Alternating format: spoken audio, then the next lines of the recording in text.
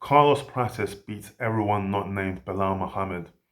He's just way too powerful, lands way too often, and he will eventually knock you out. He knocked out all of his UFC opponents. He knocked out his contender series opponent, and Li Jingliang had never been knocked out before, and Carlos Prates knocked him the frick out. So knocking out someone that's never been knocked out before, that definitely counts for something, and it means you really do have something special. It's kind of similar to Ilia Topuria with Max Holloway. Max Holloway had never been knocked out before, and if you knock out someone that good, it means something. Li Jingliang had never been knocked out before. And he reminds me of Alex Pereira because he's a Brazilian with insane power, an indigenous American Brazilian with just insane power, and he uses both his his his arms and his legs to get the job done. Both of them use their arms and their legs in sensational fashion. You know, with Pereira, it's more heel kicks. With Prates, it could be head kicks, it could be anywhere, but Prates has long limbs, so he doesn't even need to come close to you to knock you out. He can keep the distance and maintain the distance so that you can't punch him and he can punch you. I will say his worst fight was the Trevin Giles fight because Trevin Giles was landing a lot. So that's the one fight. Like I saw all his other fights and he looked great in all of them. That was the Trevin Giles fight was the one fight where his opponent was boxing him up, but then out of nowhere, Carlos Prates just knocks him the frick out. Just the left hand, like Prates was landing kicks to the stomach so that Trevin Giles could drop his hand, and then when Trevin Giles expected the kick to the stomach, he dropped his hand, and then Prates knocked him out with a left hand punch, and it was amazing. So even though Prates got hit a lot in that fight, maybe he was setting him up, maybe he was trying to lure Trevin Giles into a false sense of comfort.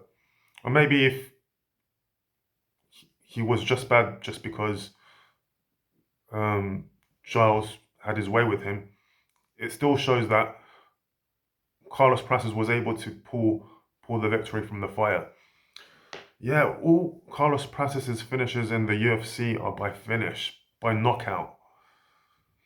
And yeah, I think with Shavkat Rakhmonov, Shavkat can beat Carlos Prates, but I think Shavkat has a big of enough ego that he'll decide at some point to trade punches with Carlos Prates. He won't just try to take him down every time. And if that happens, I think Carlos Prates has a great chance of just landing one of those shots and knocking him out too. The difference with Belal Muhammed is Belal Muhammed does the GSP thing of becoming the perfect nemesis for his opponent. So he fights all of his opponents in a different style. With Sean Brady has amazing wrestling, so Belal Muhammed decided to box with him, and he outboxed Sean Brady. With another opponent, with Leon Edwards, he fought him a different way. He pressured him and then took him down, and pressured him and took him down. So he fights. Belal Muhammed always comes up with the best game plans to fight his opponent. So I think Belal Muhammed most likely would beat him. But everyone else, man. But Belal Muhammed, we don't know how long he's in the game.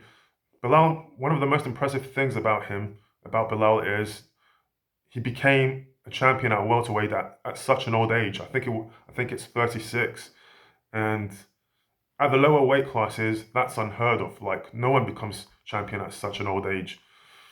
So that is very impressive.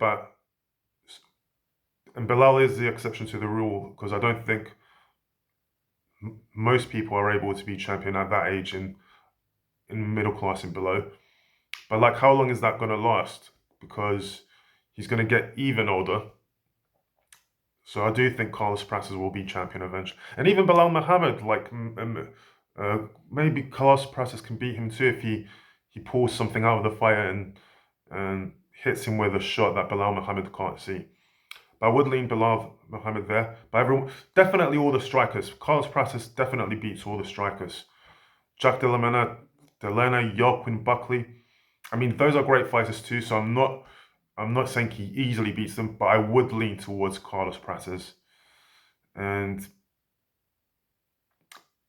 but Prates has shown good takedown defense. He was able to get up from when Mitch Ramirez took him down. He was able to get up when Neil Magny took him down. So if his takedown defense is good enough and he's able to stand on the feet long enough, and it seems that he is good enough, then it's almost, I won't say almost, it's inevitable that he will become welterweight champion within the next 2 years, or at least next 3 years. Like and subscribe.